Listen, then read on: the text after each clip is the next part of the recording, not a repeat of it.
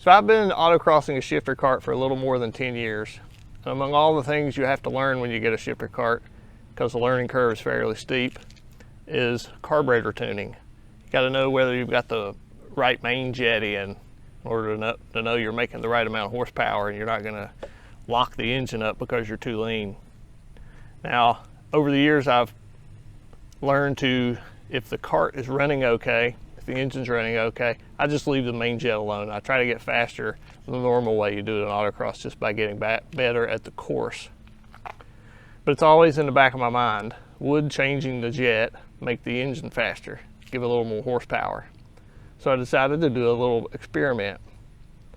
So today I'm going to review briefly how a carburetor works, how the main jet fits into carburetor tuning, and then I'll tell you about the experiment we did, the jet testing, and I'll try to answer the question, how much horsepower is a jet change worth?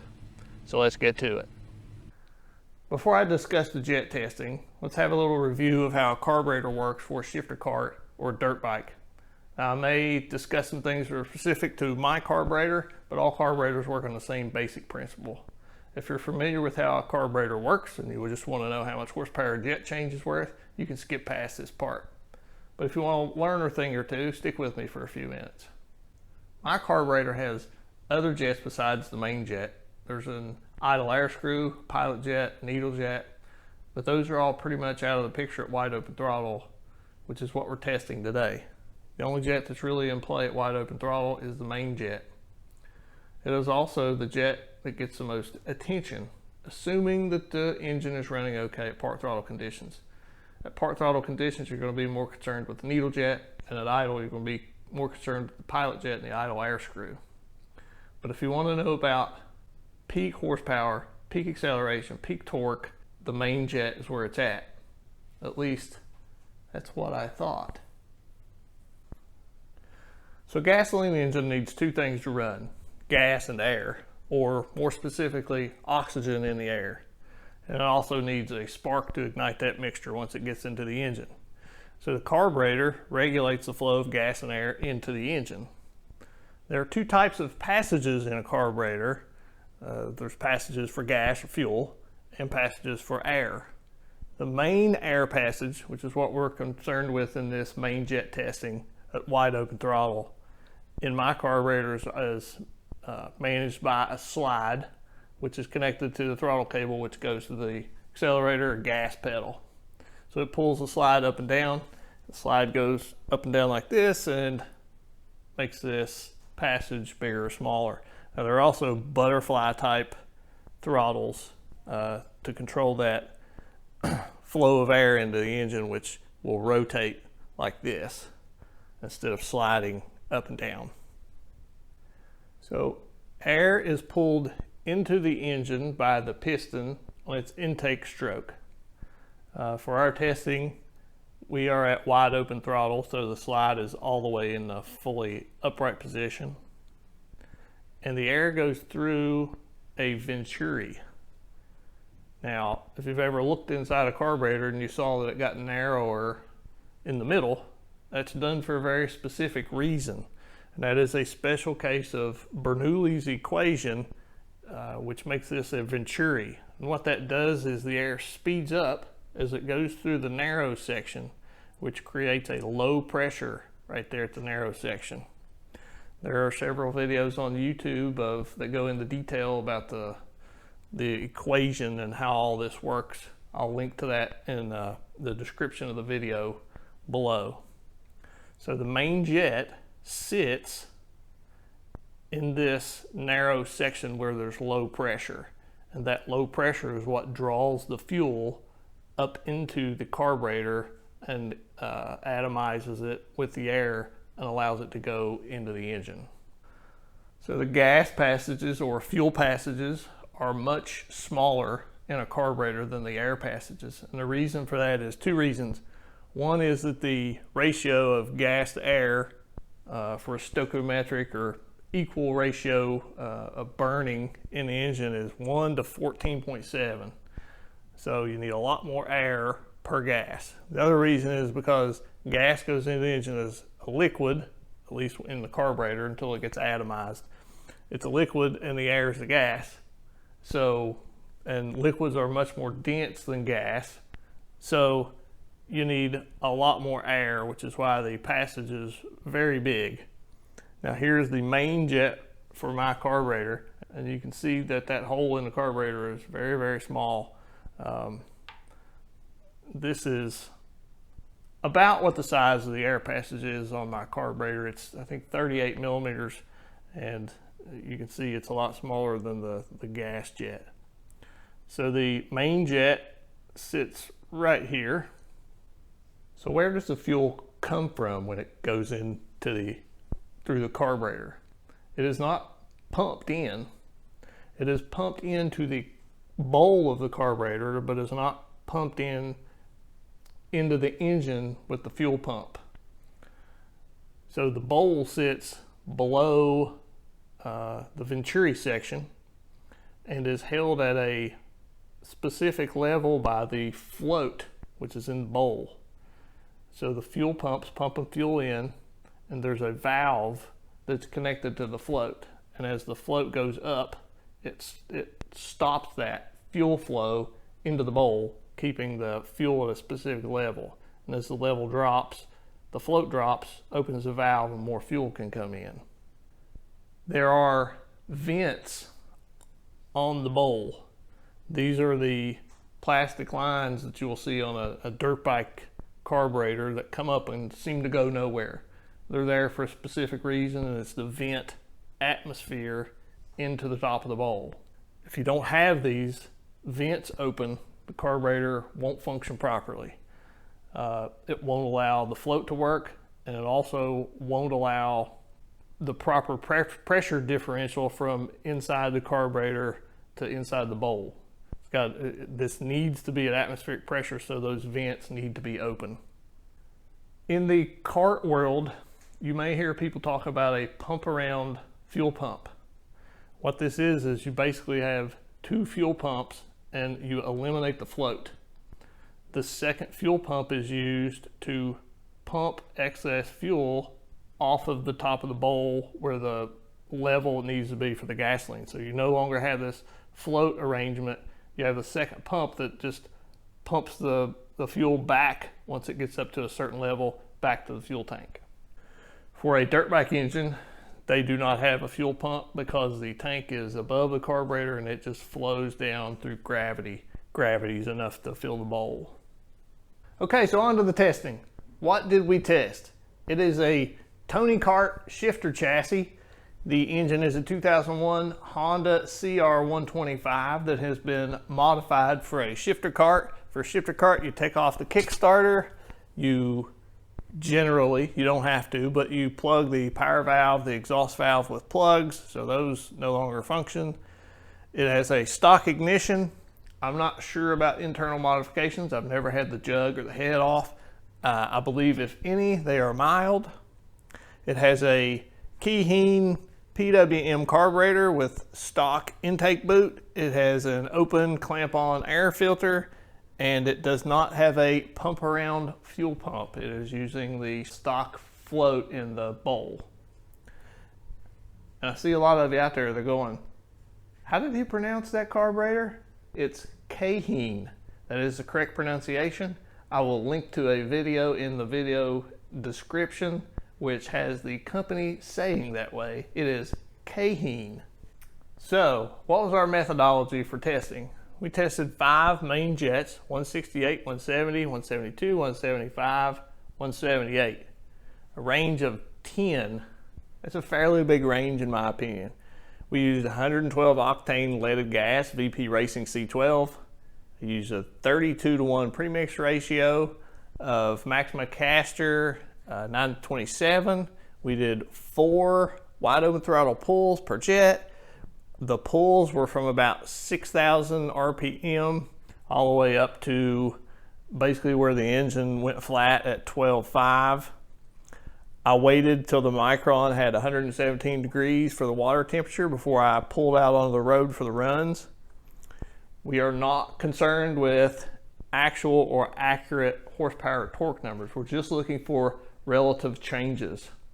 There are some settings in the software that I use that uses coefficient of drag and the front area of the vehicle that you're testing, and I wasn't really sure about that, but it's not really a big deal. I'm just looking for a percent change from one jet to the next. Not really concerned about the actual figures. We are not considered in this, not considered, is jet accuracy. And this is a pretty big one. You're dealing with about a 1/16 of an inch diameter hole in the main jet, and having that very, very accurate, because you're dealing with about a 1/1000 step between each jet, or about a 3% increase in area of that very small orifice. And having that accurate is very important to making that jet be a 168 and not being a 170 or a 165. So I'm not sure about the accuracy of the jets. These jets were Keihin jets. Kay-HEEN. They were stamped with their little symbol on the side. So anyway, spark plug stayed the same. I didn't take it out and check it between runs. There could be carbon buildup between runs. Probably not. It's just a couple of seconds at wide open throttle pulls. You're not going to see a whole lot of carbon buildup there. Atmospheric changes between runs. This testing took about an hour. It was about as fast as I could get it done. When I pulled back in, I immediately started changing the jet. Had to download the data off the Mychron, start the Mychron again, and go back out. All that took about an hour. That's about as fast as I could do it. But if the weather changed within that time, there's nothing I could do about it. I did wait till 1 p.m. I looked on a weather app on my phone, and it showed that the temperature was going to be fairly stable about 1 p.m. So that's when we waited to do the testing. We did the testing on a long straight stretch in the backcountry of West Virginia, where there's very little population, not a lot of cars on the road, and it's fairly smooth piece of pavement. We did 2 pulls up the road and 2 pulls down the road. And I say up and down because there's a little creek that runs by this road. And if you look at the GPS data from the Mychron, you can see about a foot and a half, maybe 2 foot of elevation change with each pull. So the pulls that were going up, you actually see a slight decrease in some of these graphs on the horsepower. And I think that is because you're actually going uphill just a little bit, and on the way back, you're going downhill, so it makes the calculations look like you've got a little bit more horsepower. It's not much, but just keep that in mind. So we didn't use a proper dynamometer. Now, before I get into that, let's discuss dynos for a second. There are basically 2 types of dynos, inertia dynos and load-bearing dynos. The most common is probably an inertia dyno. It uses a massive flywheel, and I say massive because it uses mass of a wheel or a roller to slow the engine down as it speeds up, and it only needs the RPM to calculate torque and horsepower as the engine is at wide open throttle accelerating this massive flywheel or roller. Then a load-bearing dyno, which uses load cells and some sort of brake or retarder to slow the wheels down.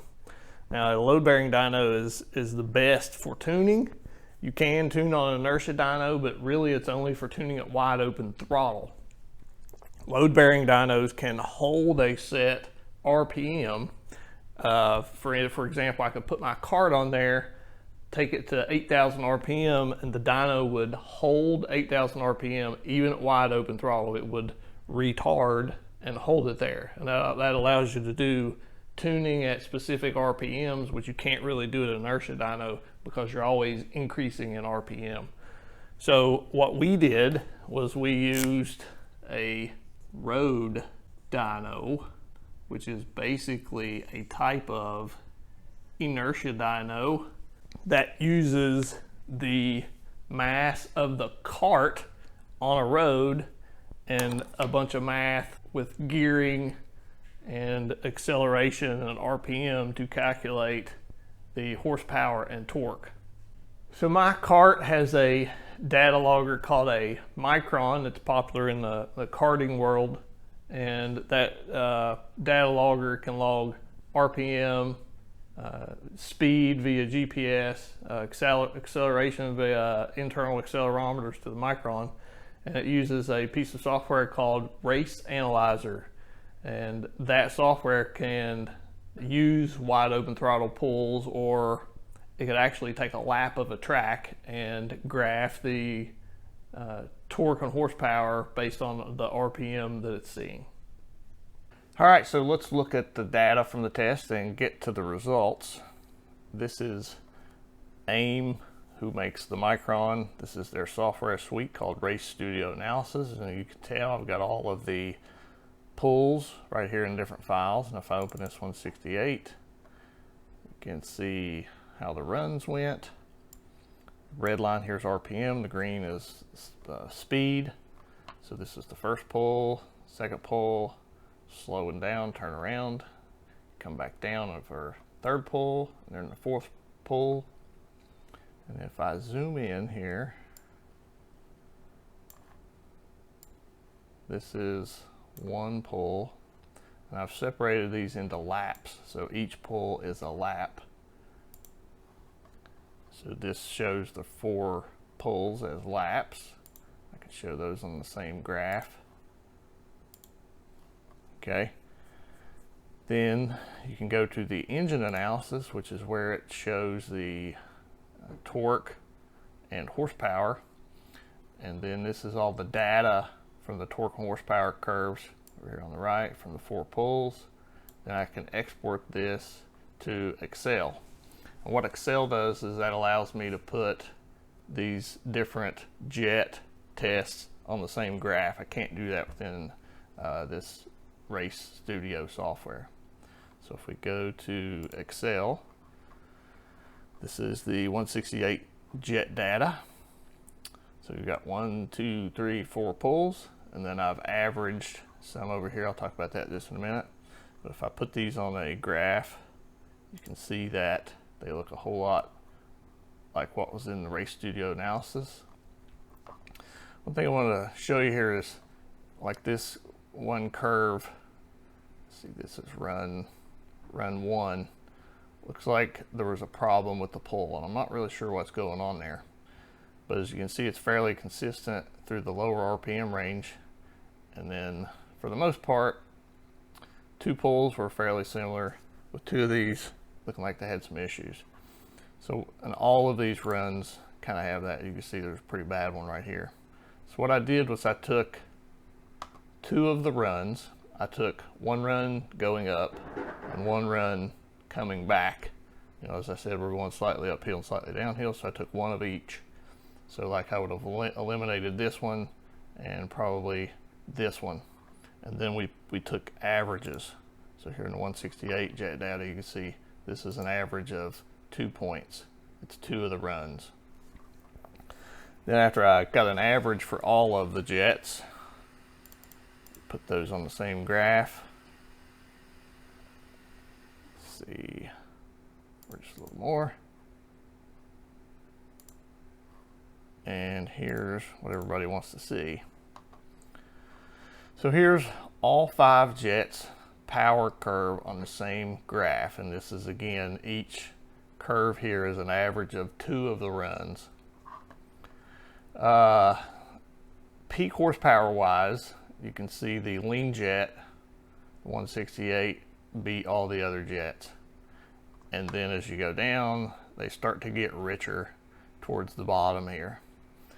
Now one interesting thing I saw here was down at the bottom end of the RPM curve when you're coming up on the pipe, this 175 kind of sticks out as being a little higher, and the leaner jets are kind of in the middle. Kind of odd, not really sure why that's the case. Most of the time you're spent up here in this range. Then also have the torque curves. Here they are, and this is anybody that studied dyno graphs, you know, torque and the horsepower just a relation of RPM. So you get basically the same thing. The lean jet kind of wins out in the upper end, and down here in the bottom, for some reason 175 sticks out. So to the peak data, I put a lot of weight into the curves myself, but I know a lot of people want to talk about horsepower numbers as one number, so here we go. These is the peak horsepower numbers over here, and as you can tell, 168 wins out with, and again, we're not looking at actual numbers here, we're just looking at the differences between the two, and here are the horsepower differences and the differences. This is difference from peak, and this is difference jet to jet, as well as the percentage difference from peak. So the least amount was 175, which is odd because it had a boost in the lower RPM range. But your biggest difference you're going to see in horsepower from jet to jet is 1.5 horsepower here in the 168 to 170. That was the biggest peak horsepower change that we saw. Now the average change between jets was 0.8 horsepower, but that is the absolute value average. As you can tell, some of these from jet to jet, you actually lose or gain horsepower. So there's gains and losses here. So if I take that into consideration and just do an average instead of the absolute value average, your horsepower change is 0.5 horsepower is your average horsepower change from jet to jet. So there's not a whole lot there. Torque numbers, again, it kind of goes along the lines with the horsepower, except the 178 had the least amount of torque, 168 being the highest amount of torque. You can see the data here yourselves. The difference from peak, percentage-wise, is right in line. You can see as we get richer, we lose torque. And then here are graphs showing you that peak horsepower here is kind of some oddities where you're actually going the other way.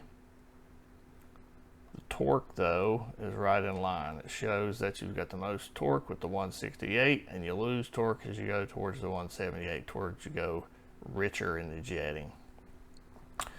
So this down here is an autocross run that we had about a month ago, and I did a histogram of the RPM range to show where we are spending the most amount of time out on course. And as you can tell, we are mostly in this 8,500 up to about 12.5, which is where the engine dies out and hits where it won't go any further. And I've put that on our torque graph here. That's what this bracket represents here. So that's the data. What do I think of the data? What did it cause me to believe? Here's some thoughts. I'm not sure about the flow characteristics of all the jets. I'd like to get some flow tested jets, or possibly have these jets flow tested so I could know that the 170 jet is actually flowing the way that a 170 jet should flow. Also, I don't think there's a whole lot to be gained between one jet change. If I'm going to see a fairly big change, it's going to be probably at least 2 jet sizes. May do that on a day when it's really cool in the morning and warms up in the afternoon. I think if you go 2 jet sizes, you could see some change. 1 jet size probably isn't worth it, especially on an autocross course where you spend a lot of time making sure you're just getting your driving correct because of your limited amount of runs that you have out there. Anyway, that's the way it goes. If somebody wants to offer to send me a set of flow tested jets, or wants to flow test my jets, that'd be awesome. Let me know. Comment below. We have an autocross tomorrow. The 3 of us are going to take the Golf R to an event at a go-kart track. Local Buckeye Miata Club's having an autocross at a go-kart track, so that'll be a lot of fun tomorrow. Anyway, that's it for some geeky carburetor tuning testing. See ya.